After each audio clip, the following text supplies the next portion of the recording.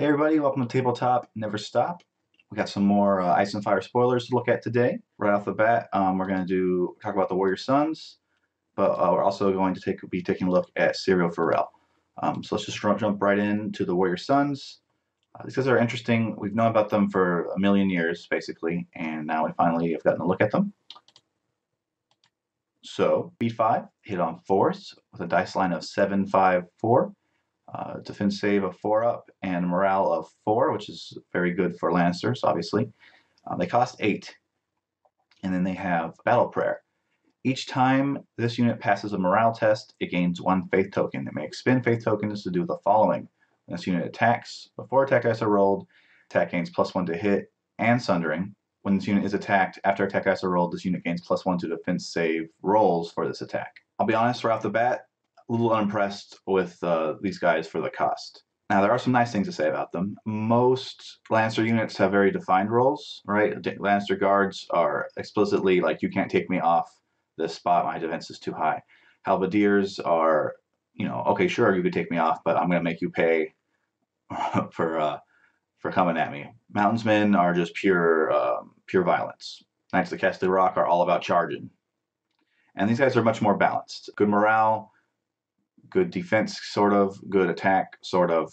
But, of course, to get those good attacks and good defenses, they need faith tokens. And, with high morale, every time you're attacked, you can generally, unless people are stacking modifiers on you, you'll probably get a faith token. And you can use the High Sparrow tactics cards to get these guys more faith tokens that way. So, you're going to have faith tokens, but you're not going to have a faith token for every time they're attacked and defended the entire game. So you can't be like, they're really +3 attack and defense, because they're not. They're +4 attack and defense, and sometimes they'll give you +3. But for 8 points, that's a little not that great, right? And, I think the most direct comparison is you can go like, okay, cool, let's look at the Veterans of the Watch. And if you're a Lancer player and you're comparing these guys to Veterans of the Watch, you're probably thinking you're getting totally hosed, because you are. Those guys hit on 3s automatically. They have an extra dice. They also defend on 3s automatically.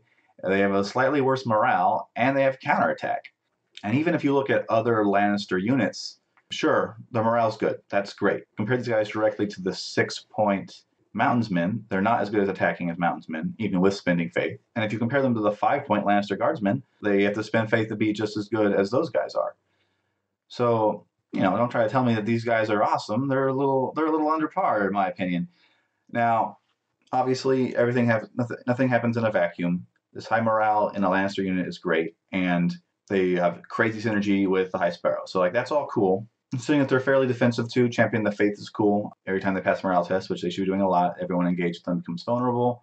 So that could be, that gives them some kind of automatic attack. But of course, now you're adding another 1-point cost to an 8-point unit. Alternatively, you can slap the Hound in here.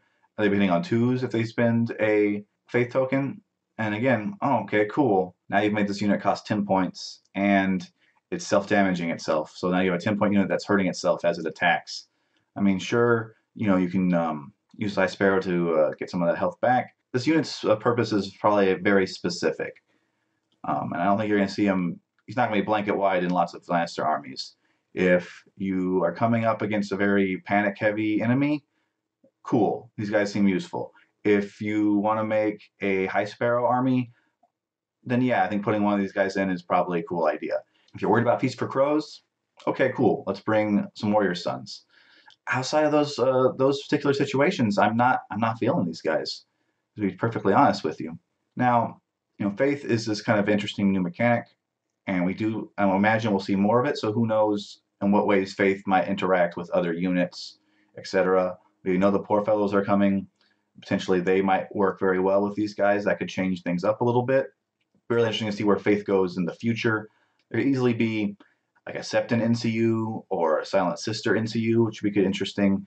We haven't really seen like a non-character NCU yet. I've been kind of waiting for one of those. Really, there's no reason why we couldn't get a more traditional High Septon character that does something with faith, like a High Septon with an actual Pope hat and everything.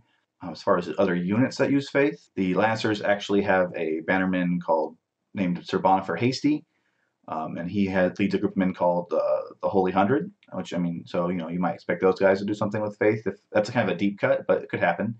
And as far as other factions, there's two very fanatically religious factions that we haven't seen yet: the Ironborn and House Baratheon under Stannis.